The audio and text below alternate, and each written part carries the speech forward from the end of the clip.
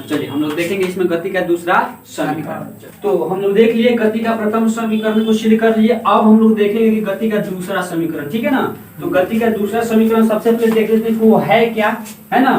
तो देखिए जो गति का दूसरा समीकरण कहता है वो है एस बराबर ut plus half eighty square या 1/2 एटी स्क्वायर। तो चलिए हम लोग इसको सिद्ध करते हैं कि आखिर ये एस बराबर ut plus half eighty square कैसे आ गया, कहाँ से आ गया, ठीक है ना।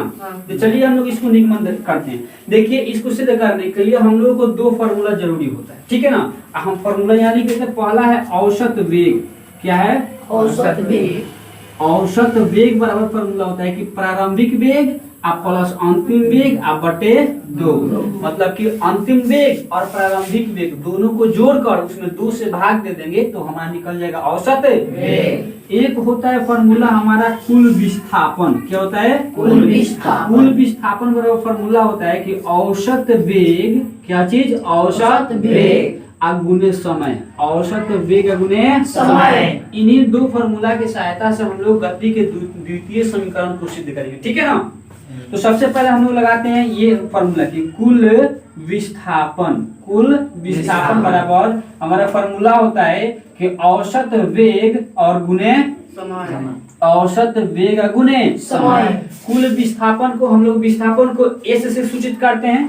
तो एस बराबर औसत वेग का फार्मूला है u प्लस v बटे 2 गुने समय है तो यहाँ पर क्या लिख देंगे? t।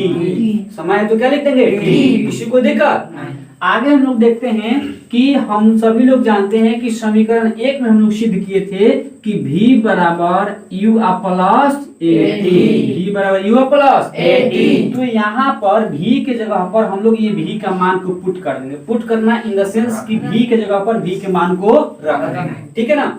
तो हम लोग यहाँ पर देखेंगे कि s बराबर u है तो u है तो u प्लस है तो प्लस। अब v के जगह पर v के मान को रख दे तो v के मान है u प्लस at बटे 2 है तो 2 कोष्ठ में से घेर के गुना t है तो t। पूरा का पूरा वही चीज उतार दिए, केवल v के जगह पर v नहीं लिखकर इसके मान को लिख देंगे। आगे इसको हम लोग देखते हैं, हल करते हैं। s बराबर एगो u कएगो u प्लस 80 है तो 80 बाटा 2 है तो 2 गुने t है तो t। अब दो t से गुना कर देंगे हम लोग। तो s बराबर 2u में हम लोग t से गुना करेंगे तो 2ut प्लस 80 में t से गुना करेंगे तो a और t से गुना करेंगे तो t स्क्वायर। अब बाटा कितना हो गया? 2। इसको अलग अलग लिखेंगे। देखिए ये जो 2 है ना, ये दोनों के बट्टा में है, अलग अलग हम लोग लिख सकते हैं। s बराबर 2ut बटा 2 प्लस है तो प्लस और फिर at स्क्वायर बटा 2। नहीं समझ में आ गया?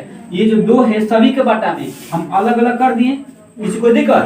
ये 2 से ये 2 के और फिर s बराबर ut प्लस at स्क्वायर बटा 2। इसको हम लोग इस तरीका से भी लिख सकते हैं कि s बराबर ut प्लस 1 बटा 2 at स्क्वायर। देखिए तो s बराबर ut plus half at square, s बराबर ut plus half at square. जो सिद्ध करना था वो आ गया, यहाँ पर लिख देंगे प्रूव्ड, मतलब कि सिद्ध किया। किसी को दिक्कत? समझ गए सभी लोग? तो लिख लीजिए।